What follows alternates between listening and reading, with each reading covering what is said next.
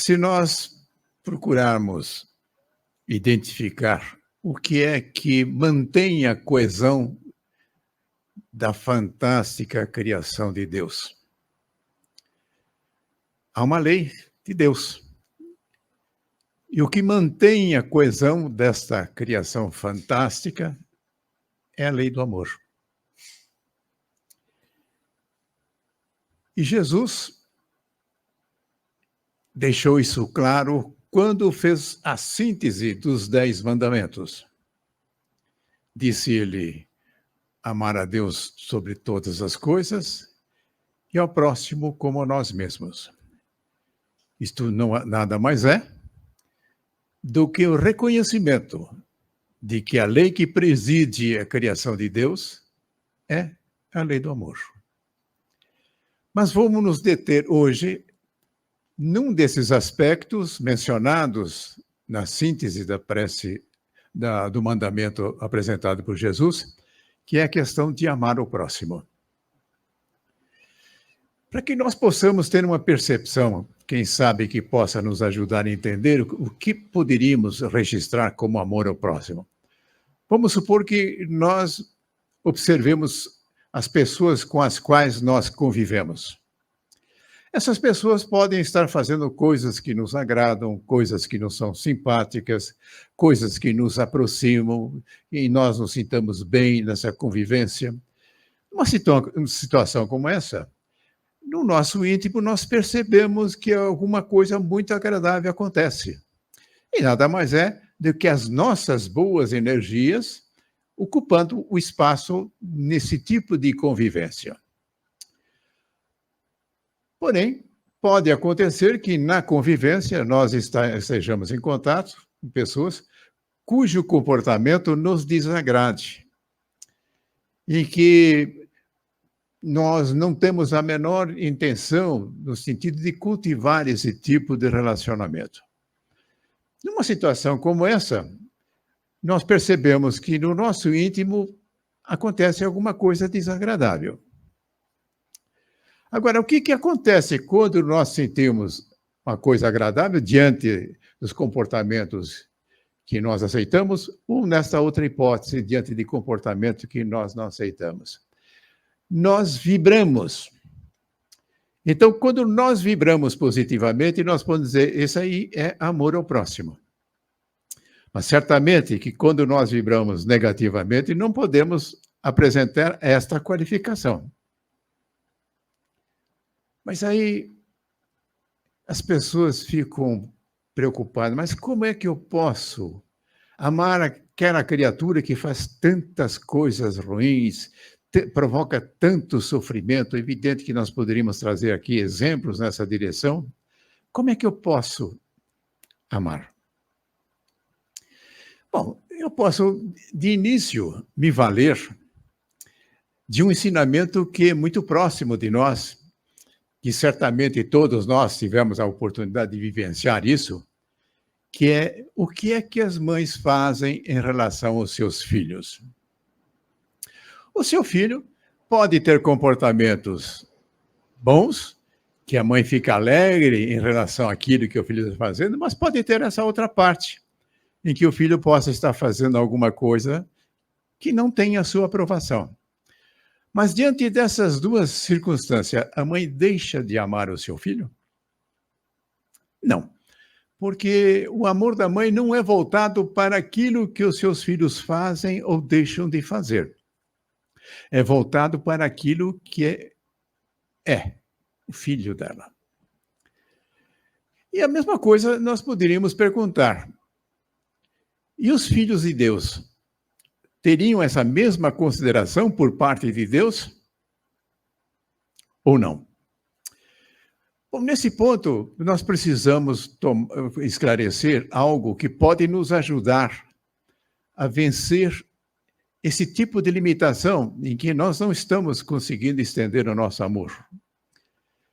Jesus, porventura, ensinou que haveria aqueles que não estariam na condição de merecerem o amor?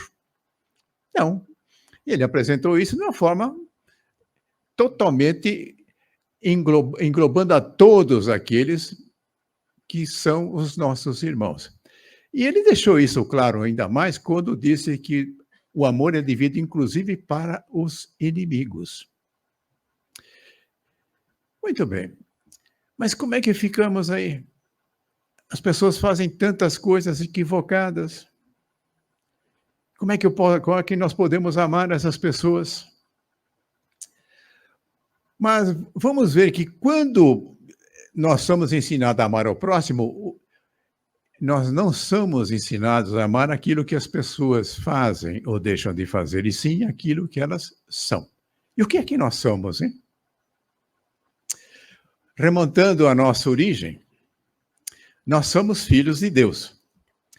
Qual seria a qualificação dos filhos de Deus? Será que Deus, em algumas situações, errou na criação, de tal forma que possam existir entre os filhos de Deus aqueles que merecem ser amados e aqueles outros que não merecem ser amados? De forma nenhuma. Nós temos que entender o seguinte: na criação, nós encontramos a marca do Criador. E qual é a marca do Criador no caso da nossa criação? Qual é a marca de Deus? Amor. A marca de Deus é perfeição. E como é que poderia resultar na sua criação alguém que não trouxesse consigo esta qualificação? Muitas vezes as pessoas falam, e com muita frequência, não, porque nós somos seres imperfeitos. Mas, em todo caso, nós caminhamos da imperfeição para a perfeição. Isso é um profundo equívoco. Nós não somos imperfeitos. E vamos ver como é que nós podemos sustentar isso. Aquilo que Deus nos deu, vamos chamar a nossa essência. Nós somos uma essência proveniente de Deus. Essa essência traz em si tudo aquilo que nós necessitamos na realização das nossas experiências de vida. Nada nos falta ali. Entretanto, há uma condição a ser preenchida. Nós temos em nós, a nossa essência, os recursos necessários para a nossa caminhada. Mas precisamos manifestar isso. Se nós tomarmos uma criança que começa a querer dar os seus primeiros passos, onde é que ela vai buscar essa capacidade de andar? Será que é olhando os adultos caminhando, as outras crianças caminhando? Não, isso aí pode estimular o interesse da criança a fazer a mesma coisa, por imitação. Mas a capacidade de andar não é aí que se adquire, está na essência da criança. Então, para que ela possa andar, ela pode se inspirar naquilo que as pessoas estão fazendo, mas ela precisa exercitar. Precisa dominar, exteriorizar essa sua capacidade. Aí eu pergunto, é brilhante os primeiros passos das crianças? Será que as crianças não costumam esfolar os seus joelhos? Não costumam cair, chorar diante de uma situação dessa? E nós achamos que isso está equivocado. Não, esse é o processo. Agora, não vai demorar muito, ela vai se levantar, vai caminhar, vai correr, vai pular. Olha que coisa fantástica. O que ela acabou de fazer? Acabou de manifestar uma virtude que há nela, que faz parte da sua essência. Agora, isso vale para tudo aquilo que nós precisamos ganhar competência. Pode-se aprender a falar, aprender a escrever e tantas outras coisas, que o processo é o mesmo. E nós aceitamos perfeitamente de que os passos iniciais, as iniciativas iniciais não são brilhantes, elas contêm equívocos que muitas vezes nós chamamos de erro, não? Muito bem. Mas como é que nós temos que ver isso, então? Qual é o maior desafio? Qual é a maior habilidade que nós precisamos manifestar, que nós precisamos adquirir? Essa que é o tema de hoje. amar o próximo. Agora, certamente é muito mais desafiador do que aprender a andar, né? Do que aprender a escrever. Mas, em todo caso, nós não reconhecemos que ali está um processo da manifestação de uma essência, da nossa essência divina.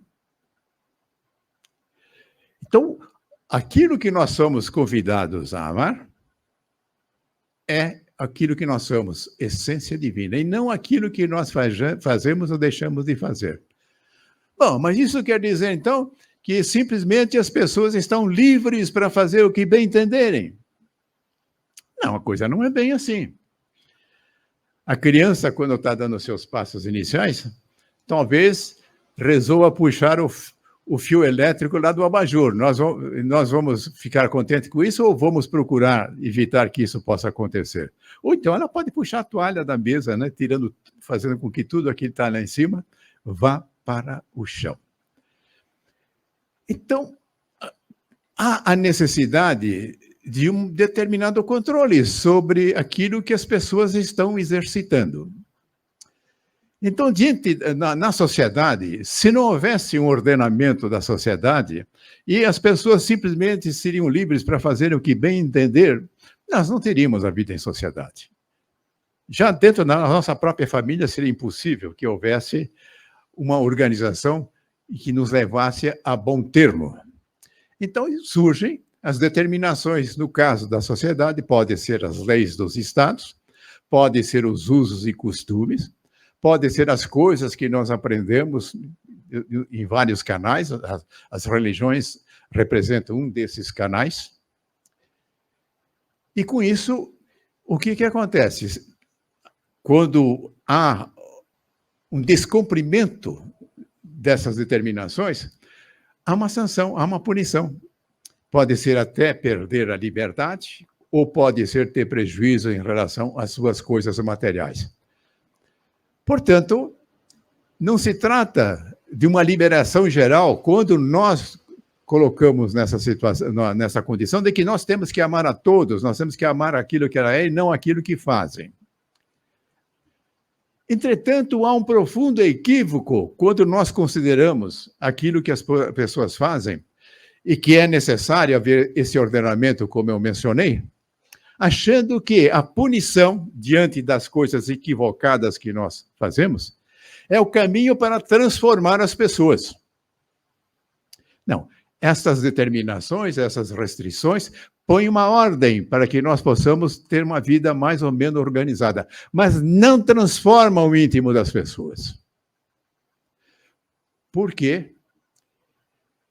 Existe uma coisa muito preciosa que Deus também nos ofereceu, que é o nosso livre-arbítrio.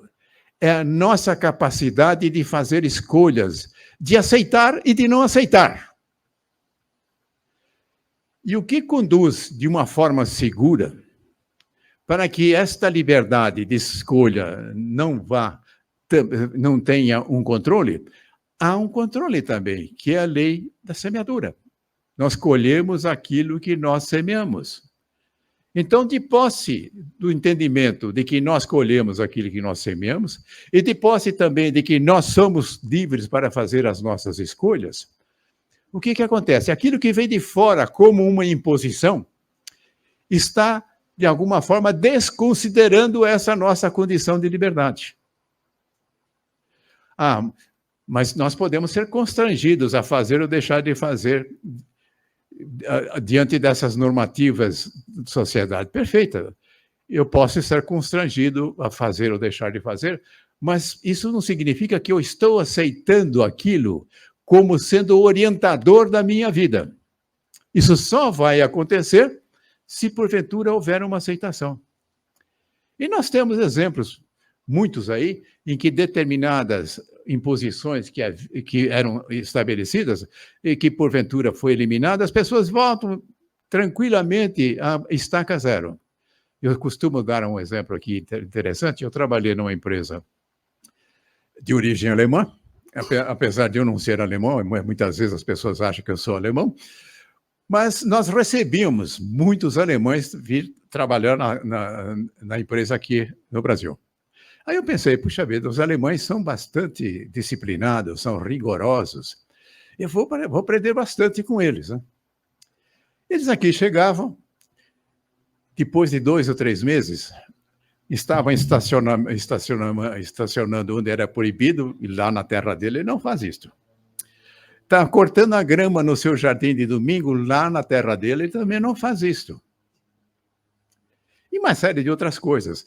Enfim, não demorava muito, ele era quase brasileiro, né?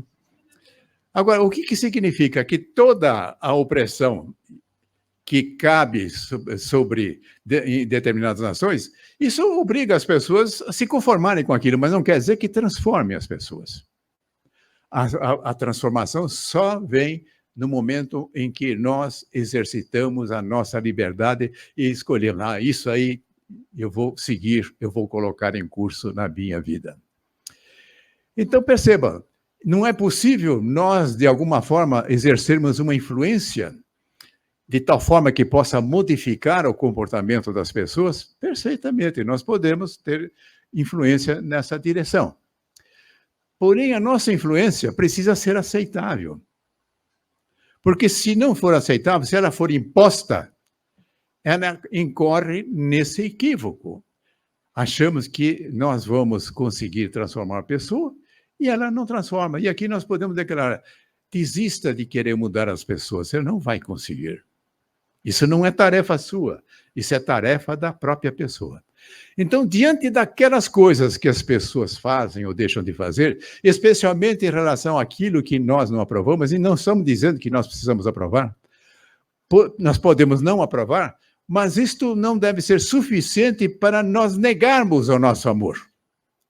Porque eu pergunto, o que é que pode ajudar mais aquele que tem um comportamento que talvez não seja adequado? É quando ele recebe energias positivas ou quando ele é cercado de energias negativas?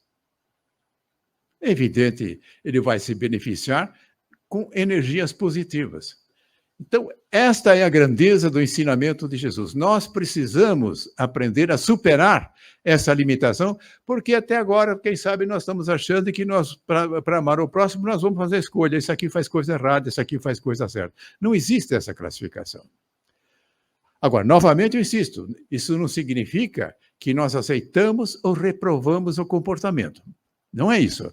Nós temos que entender o que representa o comportamento das pessoas. É todo um caminhar para que possa manifestar aquilo que é a sua essência divina. E aí fica muito mais fácil nós percebemos, puxa vida, aqui ela está fazendo tanta coisa errada, mas a partir de hoje eu vou começar a exercitar, vou vibrar a favor daquela pessoa. Ainda que não tenha a minha aprovação por aquilo que esteja fazendo.